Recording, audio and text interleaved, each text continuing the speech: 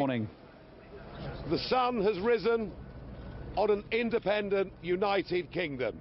And just look at it, even the weather's improved. It's been a hell of a long journey, this. I first got involved in Eurosceptic politics 25 years ago, and the first election I contested, I managed to beat the late, great, screaming Lord Such by 164 votes, so I didn't come last. And now there are 17 million people that voted for Brexit. It's a victory for ordinary people, decent people. It's a victory against the big merchant banks, against the big businesses, and against big politics. And I'm proud of everybody that had the courage, in the face of all the threats, everything they were told, they had the guts to stand up and do the right thing. The election was won, in my view, in the Midlands and the North, and I think it was the old Labour vote that came to us, and we, particularly as a party, campaigned as hard as we could in those areas. There is still a massive disconnect between Westminster, SW1 and real communities. And the one image I will remember throughout the rest of my life was a woman in Bolton grabbing my hands with tears in her eyes saying, why doesn't David Cameron, why doesn't the government come and see what they've done to my community, what they've done to the prospects for my kids? People here don't understand. They're too wealthy.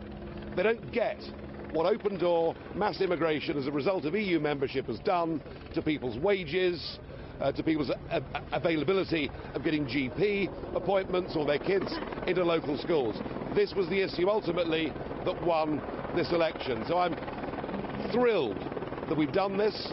I believe the other big effect of this election is not what's happened in Britain, but what will happen in the rest of Europe. I mean, in the rest of the EU, Eurosceptic parties never talked about leaving the EU, now they are. An opinion poll in the Netherlands said that a majority there now want to leave. So we may well be close, perhaps, to Nexit. And similarly in Denmark, a majority there are in favour of leaving, so we could be quite close to Dexit. And I'm told the same may apply to Sweden and perhaps Austria and perhaps even Italy too. The EU's failing, the EU's dying. I hope we've knocked the first brick out of the wall.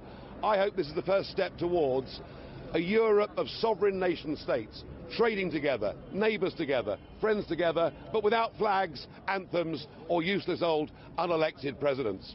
So what happens now? What happens next? Well, 17 million people have said we must leave the European Union. We now need a Brexit government. A government that gets on with the job. A government that begins the renegotiation of our trade relationship. A government that will be mindful that already many of the German car manufacturing unions have said, let's get on and do a deal. Let's go on buying, selling motor cars and wine and cheese with each other. But a government also that at the same time uses the opportunity of Brexit. And the opportunity is we're now freed to start making our own trade deals and associations with the rest of the world. We've left behind, with this result, we've left behind a failing political union. We've given ourselves the chance to rejoin the world in a 21st century global economy. So we need, as I say, a Brexit government. We need the negotiations to start as soon as humanly possible. We need to start thinking globally about our future.